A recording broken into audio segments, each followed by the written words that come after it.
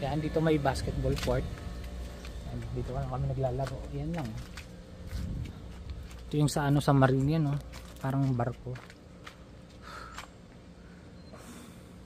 So yan muna yung update sa buhay ko. Next time.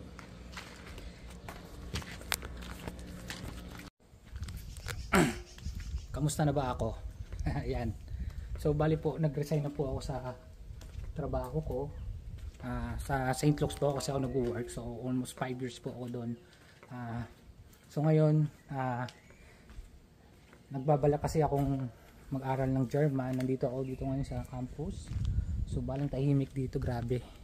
So ang goal kasi ng campus is mag-focus ka sa pag-aaral mo. Wala kang gagawin kundi mag-aral lang. And then dito libre yung pagkain, may allowance kami na 2.5. and then dito na kami natutulog. So ang maganda lang dito, talagang sobrang tahimik. Yan, kita nyo is bundok kasi to. So bali doon, Subic ko kasi to eh. Bali doon sa baba is parang dagat na, pero ito pataas kami, nasa ano kami dito, nasa bundok. Ayan. So ngayon is Sunday, bukas po mag-start yung klase namin sa German language, Deutsch. Ano ba Deutsch? Kumapronounce kasi ngayon pa lang din ako mag-aaral. So bali 8 months kami rito and marami kaming pagdadaanan. Bali sa class namin, ang tawag sa amin is class 31, and then nasa 18 kami, 4 na lalaki and then the rest 4 babae na. Yan, sobrang dito. Yan, bali ito yung magiging classroom namin. Yan magiging classroom namin. So ang pangalan ng campus is Gigamare.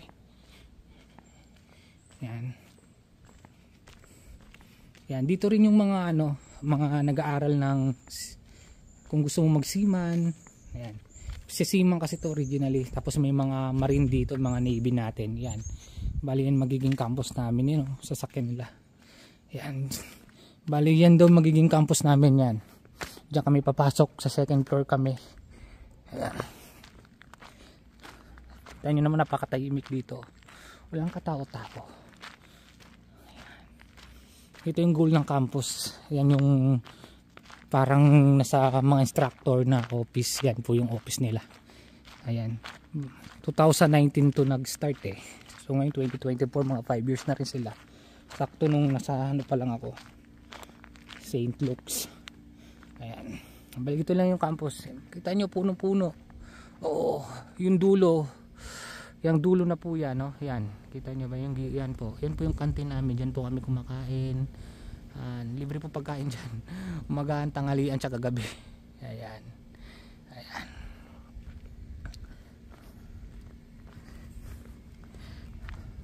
Sobrang tahimik dito, sariwa yung hangin. Wala ka nang iisipin. Tapos dito na rin po kami naglalaba.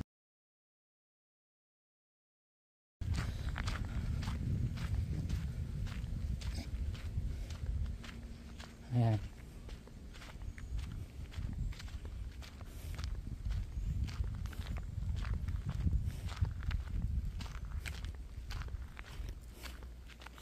Kita mo, maraming unggoy dito eh. Lalo na pagka umaga o kaya gabi. Hindi, mga daming unggoy dito. Mga kasalamuhan mo dito is unggoy lagi. Ayan. So syempre maganda pa rin opportunity pagka nasa ibang bansa ka. And then ang maganda doon, matututo ka ng kultura and language ng German. So sobrang gandang opportunity kasi to, kaya hindi ko na siya pinakawalan. Kasi bihira naman sila mag-hire ng Radtech. Mostly kasi nurse talaga yung na-hire nila. Hindi nagkataon lang na kailangan nila ng Radtech. So nag-apply ako. And then yung nagpasok sa akin talaga is yung kaibigan ko.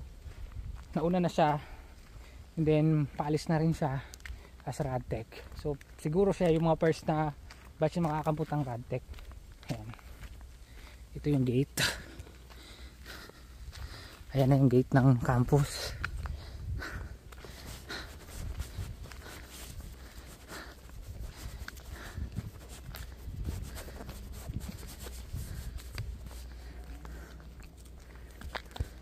na. Strict yung guardia dito eh. Yan, dito may basketball court. Yan, dito kami naglalaro. Yan lang. Ito yung sa ano, sa marine yan, no? Parang barko. So yan muna yung update sa buhay ko. Next time.